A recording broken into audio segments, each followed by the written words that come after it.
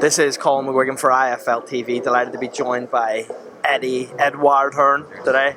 Edward, here in this casino in Monte Carlo. How special is this event? This is my first time covering it. I love it. I mean, you always get kind of the haters who'll tune in and go, oh look, there's 300 people. Yeah, it's called a site fee in one of the most prestigious casinos in the world, in front of royalty and high roller guests. This is a very, very different event.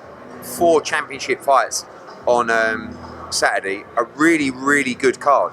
A lot of buzz around the Ramla Ali rematch. Zoko's in a good fight. Look out for Nonshinga against Curiel. It's going to be an absolute war. And I think Joe Caldina's got a real tough fight as well in his hands. So you've been walking around, you've been in Monaco, special place, huh? You know, some serious players out here, of which COLM, my old son, you are one. I am now, Edward. Nonshinga, what way do you move him if he comes through this on Saturday night? I mean, look, he wants to become the first undisputed champion from South Africa. So we need to try and get him in with the other champions. I love him moving up to flyweight as well to face the bigger names, Sonny, Bam, Martinez, you know, all those guys, even Estrada, Chocolatito. Like, he's such an all-action fighter. If you haven't seen his fight in Mexico previously, watch that. And as I said, tune in on Saturday. They will go at it from the first bell. So he's a lot of fun. Great story, great smile, great kid. And yeah, looking forward to hopefully seeing him come through on Saturday. You touched on Sonny Bam there. I seen an interview with Bam yesterday. I don't know if you've seen it. Well, I say an interview, a one-word response really from Bam to Ellie Sekbak, where he said, like, what's your thoughts ahead of this Sonny Edwards fight? He said no comment. Are you a bit frustrated with how Sonny's been the one selling this fight and Bam really hasn't done anything? I knew it would be that way. And I think Bam's trying to keep himself to himself. He's a very quiet individual anyway, but you know, fight week's going to change. Sonny's going to turn up the heat. But I guess Robert Garcia and Bam's mentality will be stay calm, don't let him wind you up. You know, if you go into that fight fighting off emotion, you're going to make mistakes. He's going to set traps, you know, and I don't think they're looking to make that mistake. So I think you're going to see a lot of fun on fight week, and not long to go now. I put out a tweet today, I don't know if you've seen it, but it was for questions for you because we done 30 minutes yesterday. A lot of the people are asking about this Dillian White situation because we spoke about it yesterday. You said that you haven't spoke to him, but in the meantime you're in the middle of making the Thomas Carty fight. How has that came about? Not spoken to Dillian White at all. Me personally, our matchmakers have spoke to Dillian White's matchmakers about Thomas Carty. I've had no, you know, Dillian White as management, of which I've not even spoken to. So since that's happened, I've not spoken to him. Not deliberately, not like we've fallen out or anything. Just haven't spoke. So I have absolutely no idea regarding the work that is going on behind the scenes in relation to Dillian's adverse findings, of which I'm sure there will be some. But it's a question for his management and his team. Honestly, not any clue.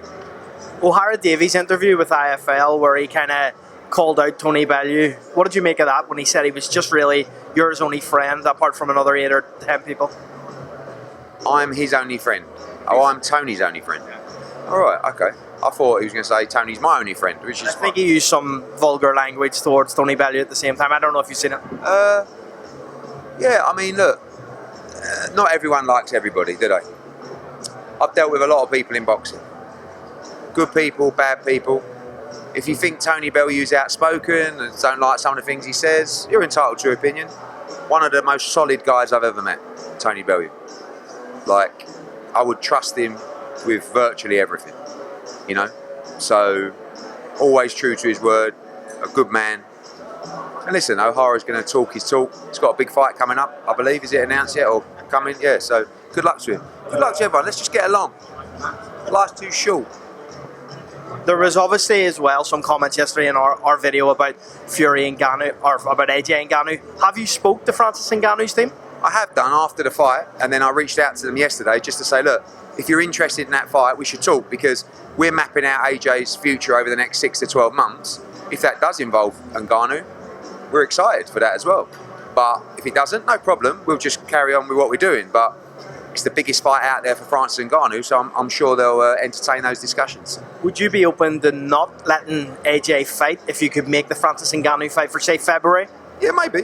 Maybe. Again, that's over to AJ. He wants to fight. He just wants to keep fighting. He wants to keep that activity. But we'll see how those talks go. Have you spoke to AJ about Ngannou yet or not? not at all. I didn't even speak to him after the Fury fight. He's not really like he'd never phone me up and go, ha, did you see that? Wow. He's just like, whatever, like. But do you think that he'll take it now, seeing what Francis Ngannou done in the ring against? I think it gives him an excuse to take it. Before, he just went, I think he felt like he'd get no credit for fighting Ngannou. Now, apparently, Ngannou beats every heavyweight in the world. So I think all of a sudden it becomes a lot more compelling. So for me, if we had that opportunity, I would be saying to AJ, I think this is a fight you should consider. What about someone like Joe Joyce or Zhilei Zhang next for AJ? I think Joe Joyce, I don't think that's a safe fight for Joe Joyce. I didn't like what I saw in the Zhilei Zhang fight. I think if Joe wants to stay in boxing, he needs to come back with a fight to show that he's still, got something left, and then maybe in the future he can look at that fight. But I wouldn't, if I was looking after Joe Joyce, I wouldn't be looking to put him in the Anthony Joshua fight. I think they need to take care of him. Would you say that you're low on heavyweights in the UK now and you'd be looking to maybe add some heavyweights? Really? I've seen Filip Hrgović as a free agent. Yeah, we expect to continue with Filip Hrgović. That's conversations are ongoing at the moment. We don't want to just build stock for the sake of building stock. I've made that mistake before. Do you know what I mean? You have to take fighters with value. And sometimes you end up taking a fighter because you think it's a good signing, and then you're paying them a load of money for shit fights. Do you know what I mean? So there has to be a tactic in what you're doing, not just accumulating talent. So, yeah, if the right heavyweight fighter comes along, we'll sign them, but not looking to just add heavyweights for the sake of it. Jermaine Franklin, someone that you've worked with before, any discussions with working him again, no? Taylor Catterall, when likely to be the rematch in Scotland? Yeah, we're going to make an offer hopefully to Top Rank next week for that fight. We're just working on it with the Zone right now. Love to make the fight. Think it's a tremendous fight, great build-up, and Scotland or Manchester, wherever we can get the right deal done for both fighters. Fingers crossed. You've added some Irish talent in Michael Conlon. Can we expect to see Matchroom's schedule include some Irish shows in 2024? Yeah, I mean, obviously, we're about to do our second show in Dublin in, 4 or 5 months? Yeah, but since the first fight. And then we're in Belfast the week after with Conlon. It's a multi-fight deal with Conlon, so if he comes through, then we'll be looking to go again, definitely, in the spring, and bring some big fights to Belfast. Love Dublin, love Belfast. Been important for us in the schedule in 2023, and hopefully plenty more to come. Padraig McCrory, number 3 with the WBA, right? Pacheco 8 with the WBA. Is that a likely fight in 2024? I like the fight. I do like the fight. I think Pacheco's very special. He's got a tough fight against Caceres coming up. But let's see him get through that. And I like the Paddy McCrory fight. I think he's a good fighter. Uppertai Breeders too. Is that made yet? Not yet, but it's been ordered by the IBF. Are you still working with Stevie Spark? Not contractually, but obviously he suffered a defeat in his last fight. But we've said to Brendan and the team, love to have him back. He's moving up to 147. All action, always in great fights. So if the opportunity arises, we'd love to have him back on the show. Last one, Conor Benn here. You've spoke to him. What's the situation since yesterday? We're just finalising our end, paperwork. Caller's doing the same with Chris Eubank. Watch this space.